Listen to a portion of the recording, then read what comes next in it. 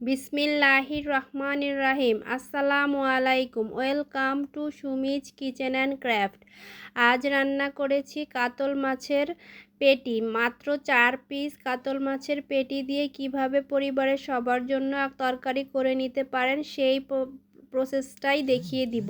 প্রথমে মাছগুলোকে ছোট ছোট করে কেটে নিয়েছি। এরপর কড়াইতে তেল দিয়ে পেঁয়াজ কুচি দিয়ে দিয়েছি। পেঁয়াজ কুচিগুলো লাল করে ভেজে নিয়ে এতে পানি অ্যাড করে দিব। এরপর এতে অ্যাড করে দিব আদা বাটা, রসুন বাটা, জিরা বাটা, আর দিয়ে দিব হলুদের গুঁড়ো, মরিচের গুঁড়ো, লবণ আর ধনিয়ার গুঁড়ো। এই মশলাগুলো দিয়ে একটু কষিয়ে নিব। এই সময় মোবাইলের চার্জ শেষ হয়ে গিয়েছিল নাকি আমি খেয়াল করিনি। এই জায়গাটা একটু অন্ধকার এসেছে, তাতে কোনো প্রবলেম নেই। আমি সব মশলাগুলো মুখে বলে দিয়েছি। আমরা সাধারণত রেগুলার যে মশলাগুলো মাছে ব্যবহার করি ওইগুলাই। এই মশলাগুলো দিয়ে সুন্দর করে মশলাটাকে কষিয়ে নিয়েছি। এরপর এতে সেই কেটে রাখা মাছগুলো দিয়ে দিব। মাছগুলো দিয়ে কিছুক্ষণ নেড়ে চেড়ে আমি এতে একটা আলু ব্যবহার করেছি। আলুটাকে আমি মাছের মতোই কিউব কিউব করে কেটে নিয়েছি। এখন এই আলুটাকেও দিয়ে দিব। কিছুক্ষণ নেড়ে চেড়ে আমি এতে কিন্তু টমেটো ব্যবহার করব। যদি হাতের কাছে টমেটো না থাকে স্কিপ করতে পারেন, তবে টমেটোটা দিলে এই তরকারিটা অনেক স্বাদের হয়।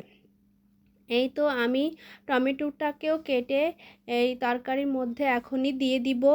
তারপর আমি কিছুক্ষণ কষিয়ে নিয়ে এরপর এতে পরিমাণ মতো পানি দিয়ে দিব। টমেটোটাও আমি এই পর্যায়েই দিয়ে দিয়েছি, আপনারা চাইলে পরেও অ্যাড করতে পারেন।